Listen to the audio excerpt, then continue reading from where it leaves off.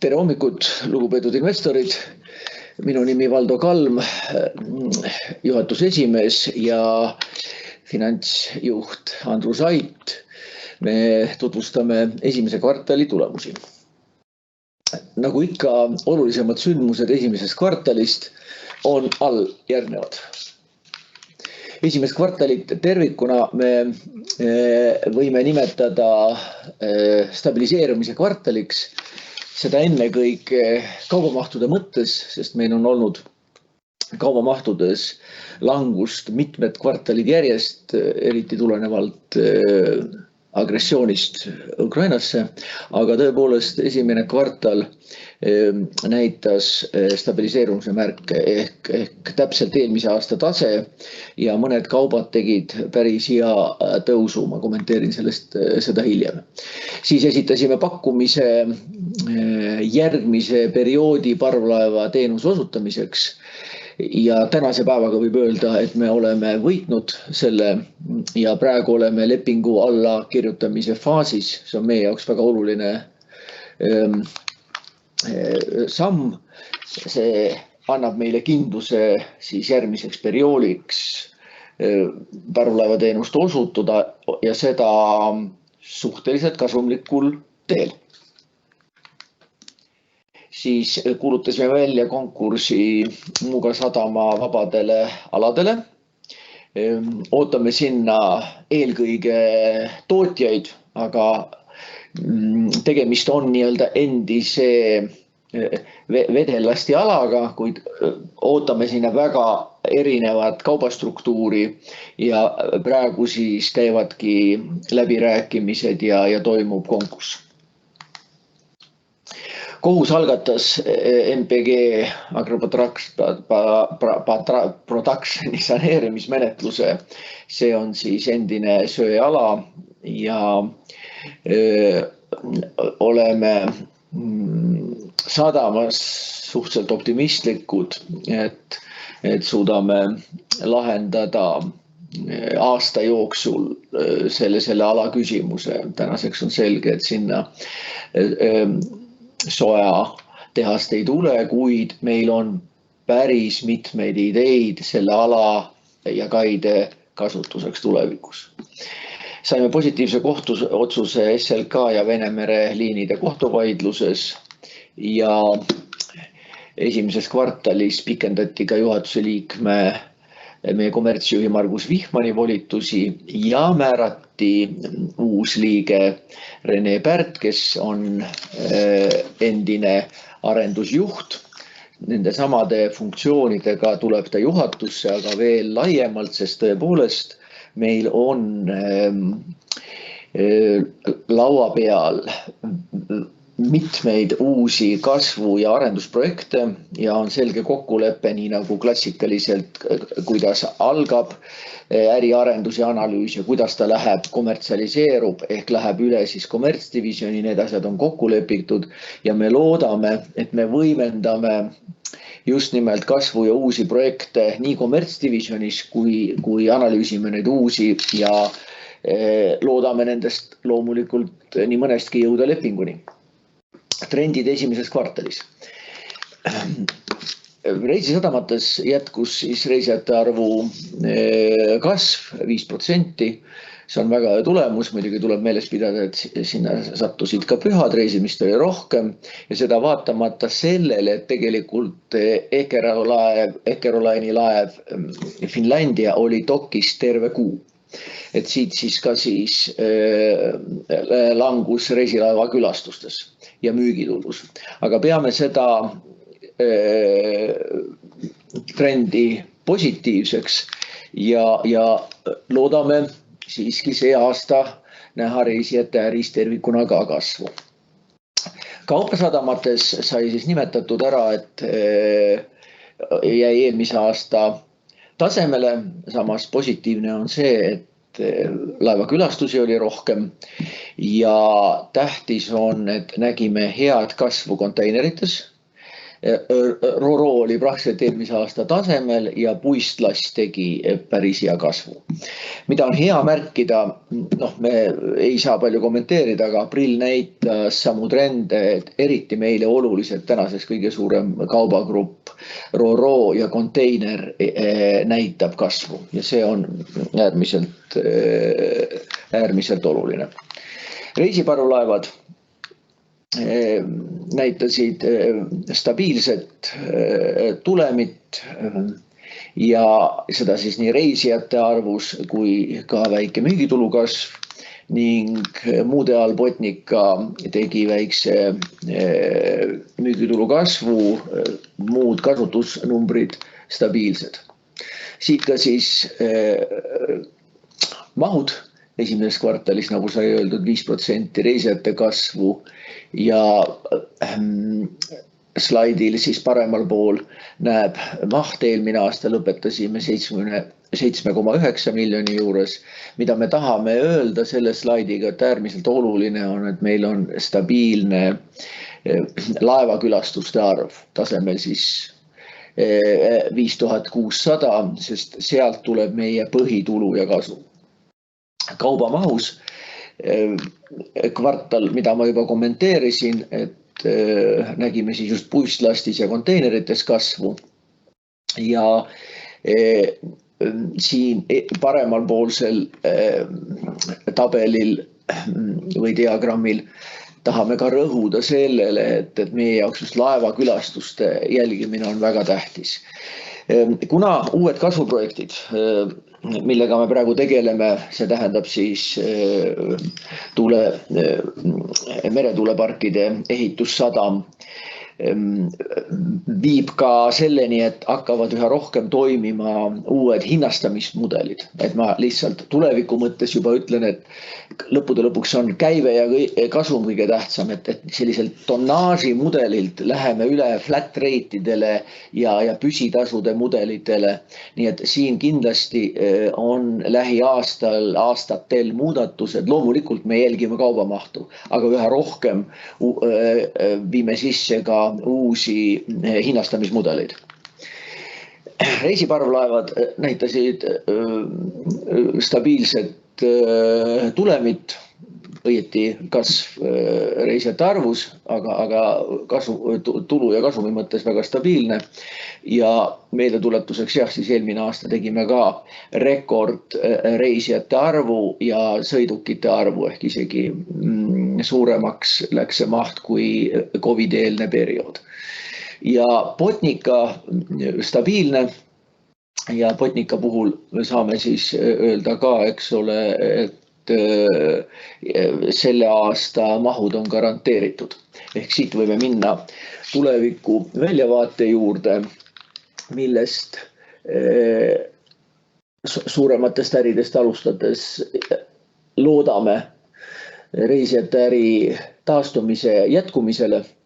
Ehk oleme prognoosinud sel aastal ikkagi suurema reisijate arvu kui eelmine aasta. Eesmärk on jõuda ju COVID-eelsele tasemele. Praegused märgid on head. Siis eraldi on meil ka tulemusplaanides mitmetel inimestel sees uued Roro ja konteinerliinid. See on väga oluline, sest et meil on vaba ressurssi eriti Muugal. Ütleme ausalt, Paldiskis natuke keerulisem see olukord, aga meil käivad läbirääkimised ja hea näitena võime tuua Express Feederi, kellega 6 aega tagasi allkirjastasime siis lepingu ja hakkab siis käima Muugale regulaarselt päris suur konteinerlaev, Expressi uus laev suvest, mis siis on ka metanooli kütusel. Ehk selles suhtes siin on meile mõned väljakutsed. Meil ei ole praegu kohustust punkerdada, aga klient tegelikult küsib, kuidas saaks punkerdada juba rohekütust. Nii et rohepööre juba toimib, nemad on tellinud siis 14 uut laeva, millest 2 on valmis ja 1 pannakse siis niinimetatud rohekoridori sõitma, mis hakkab siis Soomest, läbib Muuga ja lõpeb Rotterdamis. Nii et see leping on alla kirjutatud ja loodame siit saada uut käivet. Võime öelda, et üha kasvav huvi rajatava meretuuleparkide baassadama vastu. Võime siis öelda, et nagu te mäletate, me ehitame seda sadamat ju kogu Läänemere teenindamiseks, ehituseks ja hoolduseks. Ehk oleme teinud siis 2 pakkumist ka Poola ja 1 Leetu. Need on pakkumised, lihtsalt see on märk sellest, et meretuuleparkide ehitusega tegelevad kõik riigid. Soome ja Rootsi on määratlenud mitu uut ala, nii et see on kasvav äri ja meie valmiva kai vastu on väga suur huvi. Ehk seal taga on siis baassadama arendus ehk vabad maad. Me räägime ka läbi tuuleparkide komponentide tootjatega ja ma ei saa siin nimesi nimetada, aga jutt käib praegu 3 päris suurest projektist, kas siis põhiliselt Paldiski, aga ka Muuga tagalasse. Laevanduse offshore'is on nõudluse kasv suur, seda tulenevalt rohepöördest, seda me praegu näeme siis Botnica taustal ja sellepärast ka disainime järgmist laeva, kordan veel kord, otsust ei ole tehtud, aga disaini äriplaan on valmimisel ja oluline on siis märkida, et Botnicaga sai Baffinlandiga sõlmitud 5 aastaks suvetööleping. Lisaks sellele Botnica sõitis praegu välja BP ehk endine British Petroleumi teenindamiseks. Nii et meil on nagu selle aasta suvi kaetud, aga väga oluline on ka selline pikaajalisem töö meil Kanadaga. Meil on väga head läbisaamised antud partneriga, tegemist siis erakaevandusega kaugel põhjas. Töö ei ole kerge, aga ütleme, oleme selle sisse harjutanud ja eelmise aasta dokitööd ja harjutused siin Põhjamerel annavad ka lootust selleks aastaks ja järgmiseks perioodiks, et meil niisugused lisakulusi ei tule, nagu meil eelmine aasta olid. Ja kinnisvara ärimudeli ettevalmistus käib eesmärgiga selle aasta 4. kvartalis esimene ala panna konkursile. Ning väga lühidalt saame kommenteerida, aga teeme ettevalmistusi riigi osaluse vähendamiseks. On plaan septembriks jõuda esmase tegevuskavani, arutada läbi struktuur, aga ajaliselt tõesti meil mingit survet ei ole. Enamus aktsionärriik on öelnud selgelt meile, et ajastuse määrame ise ja see ajastus on väga kriitiline. Siin me saame väga hästi aru, et tuleb näidata paremaid tulemusi ja kasvuprojektid, mida meil on siis laual praegu 3-4 koos mõjudega siis lauale panna, et me vajame kindlasti natukene aega ajastuse mõttes. Aga jah, sellise esimese plaani teeme septembriks. Siin ma annaks sõna üle Andrusele. Aitäh, tere ka minu poolt. Jätkan siis grupi majandustulemustega esimeses kvartalis 2024. Müügitulus siis toimus väike langus 1,7%, müügituluk siis kujunes 27,9 miljonit eurot. Nagu juba läbi käis, peamine mõjur olid siin laevatasud ja laevatasud just reisisadamate segmendis, kus siis Finlandia Eckerline'i laev oli pea 6 aega dokitöödel ja lisaks ka Tallinki üks laev siin lühiajaliselt viibis dokitöödel, et sellest siis peamine mõju reisisadamates. Vähenes ka kaubatasu tulu, seda siis ühelt poolt sellisest kaastuslikest meetoditest, et vastavalt IFRS 15-le me peame arvestama ka tuleviku prognoosi, aasta prognoosi. Eelmise aasta alguses peamiselt vedelasti prognoos oli positiivsem, kui see on sellel aastal ja seetõttu siis kaubatasus ka teatav langus. Saab öelda, et kõik teised tululiigid olid kasvus, elektrienergia, müük, rendid, nii et need aitasid ka tasakaalustada Korrigeeritud EBITDA tasemeks jäi 12,7 miljonit eurot, siin toimus langus 6%. Peamine mõjur lisaks siis tulude vähenemisele tulenes reisiparvlaevade segmendist, kus siis tulenevalt rasketest jääoludest esimeses kvartalis sellel aastal, mida siis ei olnud eelmise aasta esimeses kvartalis, oli parvlaevade kütusekulu märgatavalt kõrgem ja sellest ka rahaline mõju. Lisaks eelmise aasta jooksul toimusid laevanduses palgamuudatused, mis siis ka muutis. Need toimusid eelmise aasta jooksul, esimene kvartalis veel ei avaldunud eelmisel aastal, seega võrdlusbaas oli madalam ja selle aastal siis need mõjud avaldusid. Aga kui võtta välja nüüd kütusekulu, siis tegevuskuludes toimus langus muudes tegevuskuludes. Korrigeeritud EBITDA marginaal vähenes 48%-lt 46%-le, ärikasumiks kujunes 7 miljonit, seda on 3% enam kui aasta varem ja kui EBITAs toimus langus, siis ärikasumis kasv ja siin ongi mõju siis kulumil või ühekordsetel allahindlustel, mis toimusid eelmise aasta esimeses kvartalis seoses raamatupidamisreeglite muutusega. See mõju oli eelmisel aastal kuskil 800 000 eurot, muus osas on amortisatsioon ka 200 000 vähenenud, seega sealt siis ligi miljonine mõju ja selle tõttu siis ärikasum suurenes.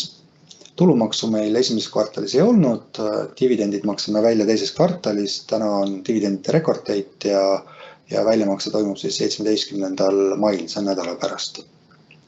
Ja siis avaldub see tulumaks siis teises kvartalis. Perioodi kasumiks siis 5,2 miljonit eurot, see on 8% langust ehk 500 000. Siin siis avaldasid mõjuga kõrgemad baasintressimäärad ja sellest tulenevalt siis finantskulu esimeses kvartalis oli suurem. Eelmise aasta esimeses kvartalis teatavasti siis Euribori tase oli veel, ei olnud oma praegust taset veel saavutanud. Investeerisime 18 miljonit eurot, mis on siis üle aastat üks suurimaid investeeringutasemeid ühes kvartalis. See on seotud ennekõike Paldiskis tuuleparkide teenindamiseks mõeldud kai ehitusega, see on läinud plaanipäraselt ja lisaks olid meil veel dokitööd ühel meie parvlaevadest, need olid regulaarsed dokitööd. Ja siis siit ka kasv ligi rohkem kui 10 korda. Kui vaadata segmentide tulemusi, siis tulukasv reisiparvlaevade ja muu segmendis ja tululangus siis kaubasadamates ja reisisadamates. Reisisadamates siis nagu juba läbi käis langus peamiselt laevakülastustest ja laevade eemalolekust. Samas saab välja tuua, et kõik teised tululiigud siin segmendis ka kasvasid, renditulu kasvas ja muud teenused ka. Ja EBITDA siis ka langes, kuid siin oli langus madalam kui eurodes, siis madalam kui tulutasemel. Ja see siis näitab, et tegevuskulud ja personalikulud selles segmendis langesid. Kaubasadamates teatav tululangus, peamiselt kaubatasudes, ka laevatasudes. Laevakülastusi oli küll 9 võrra rohkem, kuid keskmine tonnaaž laevadel vähenes, seda peamiselt tankeritel ja kuna vedelast oli vähem, siis sellest see tulenes. Ja kaubatasu mõju siis juba sai kirjeldatud. Aga EBITDA siis väga positiivne toimus tõus kaubasadamates ja seda peamiselt siis vähenenud kulude tõttu. Reisiparvlaevade puhul kasv seoses indekseerimisega. Indekseerimise kasv jäi madalamaks kui eelmistel perioodidel tulenevalt asjaolust, et PHI ja palgaindeks küll kasvasid, aga kütuseindeks, mis on siis ka 1/3 osas mõjuriks, see aasta võrdluses langes. Nüüd reisiparvlaevade EBITDA oli mõjutatud siis kõrgematest kütusekuludest ja kirjeldatud palgamuudatustest eelmise aasta jooksul siis ja peamine mõju siis ikka kütusest, et siin siis selline ühekordne mõju esimeses kvartalis ilmastikuludest. Ja Botnica oli siis 100% hõivatud nagu eelmiselgi aastal, väike kulu või tulu kasv seoses liigaastaga, kus üks päev rohkem oli Botnica välja prahitud Transpordiametile jäämurdeteenuseks Eesti põhjarannikul. Ja kulud või EBITDA siis põhimõtteliselt eelmise aasta tasemel väike langus, see tuleneb sellest, et eelmisel aastal me ajatasime kõik remonditööd teise kvartalisse, kui toimus Botnica suurem dokitöö. Sel aastal nad jaotuvad lihtsalt, maht on oluliselt väiksem ja ei ole samal tasemel, aga lihtsalt jooksvad remondid jaotuvad üle aasta võrdselt. Rahavoog äritegevuses suurenes 2,7 miljonit ja oli 16,1 miljonit. Peamine mõjur oli siin see, et selle aasta esimeses kvartalis saime Botnica Kanada töö eest laekumise. Eelmisel aastal toimus see juba 2022 aastal, nii et seda ei olnud, et siis võrdlusbaas oli madalam. Rahavoog investeerimisest väljendab siin kõrget investeerimistaset -18 miljonit, mis siis vastab investeeringute tasemele. Vaba rahavoog siis -2,2 miljonit tulenevalt siis kõrgest investeeringu tasemest. Ja rahavoog finantseerimisest suurenes, negatiivne rahavoog oli -5,3 ja negatiivne mõju suurenes siin 1 miljoni võrra ja mõju ongi siis suurenenud Euribori tasemel. Laenude tagasimaksed olid täpselt samad, mis aasta tagasi esimeses kvartalis. Rahavoog kokku siis -7,6 miljonit, langus siis -15,2 miljonit ja ongi seotud siis investeeringutega. Netovõlg perioodi lõpus 148 miljonit, võrdluses 132 miljonit aasta tagusel perioodil. Ja siin siis peamiseks mõjuriks on rahajäägi vähenemine tulenevalt investeeringutest vahepealsel perioodil ja dividendi väljamaksetest, et eelmisel aastal meil oli esimese kvartali lõpus rahajääk circa 50 miljonit, see aasta 20 miljonit. Samas laenu oleme tagasi maksnud ligi 14 miljonit, et kogulaenu jääk on vähenenud. Ja bilansi poolelt siis võrdluses eelmise aasta lõpuseisuga põhivara on suurenenud vastavalt investeeringutele ja vähenenud siis amortisatsiooni tõttu. Raha vähenemine 8 miljonit väljendab siis vaba rahavoog kokku mõju. Omakapital siis mõjutatud perioodi kasumist ja laene maksime tagasi ja võlakirju maksime tagasi 3 miljoni ulatuses. Aga sellega me oma esitluse lõpetame, nagu alati meil on paar slaidi siin veel ka tulude jaotusest ja edite jaotusest, millel on huvi seda jälgida. Teeme väikse pausi, oleme mõne minuti pärast tagasi ja vastame küsimustele. Mõned küsimused on tulnud ka ette ja nendele vastame siis esmajärjekorras ja kõik, mis tuleb Teamsi kaudu, siis seejärel. Kohtume peagi.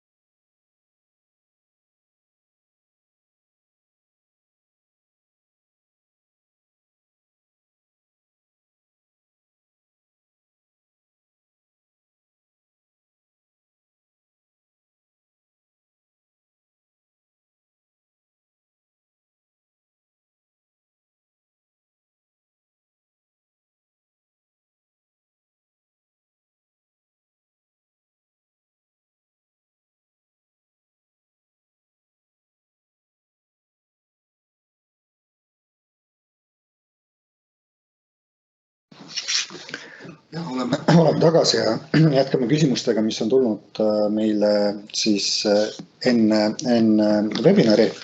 Esimene küsimus puudutab siis riigi osaluse vähendamist ja müüki. Kui kaugel me selle protsessiga oleme, kuidas on ettevalmistused ja mis on müüdava või vähendatava osa suurus, mida riik on näinud. Et riik on siis öelnud, et ta on valmis vähendama osalust 67%-lt 51%-ni. See on siis hetke hindades kuskil 50 miljonit eurot. Nüüd, mis ajastus saab olema, selles osas ei ole meile selgelt suunist antud, nagu Valdo mainis, see oleneb, kuidas ettevõtte tulemused on, kuidas me läheme edasi kasvuprojektidega, aga me ise näeme, et see võiks toimuda järgmise aasta teises pooles või ka ülejärgmisel aastal, et kindlat ajastust ei ole. Ettevalmistused võimalike nõustajatega selle protsessi osas, esimesed sammud on astutud, ettevalmistused käivad, oleme kohtunud potentsiaalsete nõustajatega ja ei ole välistatud ka see, et riik siis müüb oma osalust 16% ulatuses või siis toimub ka täiendavalt aktsiate emiteerimine tulenevalt sellest, et meil on kasvuprojekti, mis siis vajavad lisarahastust. Ja tõenäoliselt saab see olema siis teisese avaliku pakkumise läbi ehk SPO kaudu. Järgmine küsimus. Palun andke viimane seis siis kinnisvaraprojektist ja kuidas siis on plaanitud olemas ärimudel kinnisvaraarenduses. Et jätkuvalt kinnisvara detailplaneering Vanasadama alal on Tallinna linnavalitsuses läbivaatamisel ja me loodame, et see saab kehtestatud selle aasta lõpus. Ja esimese alaga või kinnistuga oleme valmis välja tulema kohe peale seda konkursiga, et katsetada ühe kinnistuga turgu ja sealt edasi siis juba järgmised detailsem kava ülejäänud kinnistute osas. Kindlasti me ei tee seda ühe korraga kõiki kinnistuid, et kinnistute kaupa või väiksemate alade kaupa ja peamine mudel on endiselt siis nagu varasemalt välja öeldud landlord mudel, kus me anname siis hoonestusõiguse arendajatele. Jah, ei ole välistatud, kui on mõni hea projekt, läheme ka ise arendajaks või teeme joint venture skeemi või sellist arendusmudelit. Küsimused mahtude kohta. Kas kaubamahud sel aastal jäävad eelmise aasta tasemele? Lühike vastus on, et vaadates kvartali 1, siis me usume, et nad jäävad vähemalt selle aasta tasemele. Kas reisijate maht kasvab 5% sel aastal? Võime samuti öelda, et vaadates praeguseid arenguid võiks see olla kasvuga 5% selleks aastaks. Ja kruisi koha pealt on ka küsimus. Siin on praegu kinnitus meil ja see oli ka meie prognoos 110 laeva ja see on ka nii-öelda operaatorite poolt kinnitatud. Nii et näeme väikest kasvu, ilmselt loodame natukene suuremat kasvu näha reisijates kui eelmine aasta. Jah, täiendav küsimus tulnud investeeringute kohta, et mis on investeeringute tase 2024-2025 ja mis võiks olla selline normaalne investeeringute tase ilma kasvuprojektideta, mõeldud siis peamiselt säilitavaid investeeringuid. Et 2024 aastaks me ootame siin 45–50 miljonit mahus investeeringuid, võib-olla pisut alla, selles suhtes, et me oleme ka näinud, et osad investeeringud siin kaidesse, mida me teeme, on ehitushindade tõttu ka tulnud pisut soodsamad. aga Paldiski projekt läheb plaanipäraselt ja see on siis, moodustab enamus meie selle aasta investeeringutest. Nüüd järgmiseks aastaks investeeringute maht on seal vahemikus 30–40 miljonit, enamus jälle Paldiski sadamas kaiehitus sellest ja läbi aastate selline tase, mis on vajalik sellise sadama infra ülalhoidmiseks investeeringute puhul on kuskil 15 miljonit.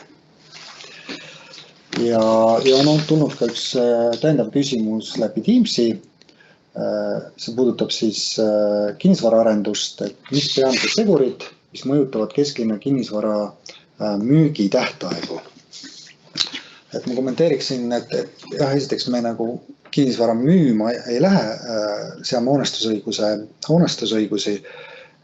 Seda esiteks, teiseks me jälgime ka turgu. See maht meil siin on kuni 400 000 ruutu brutopinda, et see on väga suur maht, seda kõike turule koos paisata ei ole mõistlik. Ühtpidi me jälgime sellist ala arengut, et see saaks terviklik areng. Teistpidi tuleb ka see natuke arendajate huvist ja turuseisust, nii et ma usun, et kui kinnisvara detailplaneeringud saavad kehtestatud, siis aastas ma arvan, sellise sammuga 10–20% sellest kogu mahust võiks nagu hakata liikuma, aga see oleneb ka sellest turuseisust ja nii-öelda üldistest muudest arengutest ka Tallinna Sadama enda investeeringutes. Kõik. Aitäh! Täname tähelepanu eest, head nädalavahetust!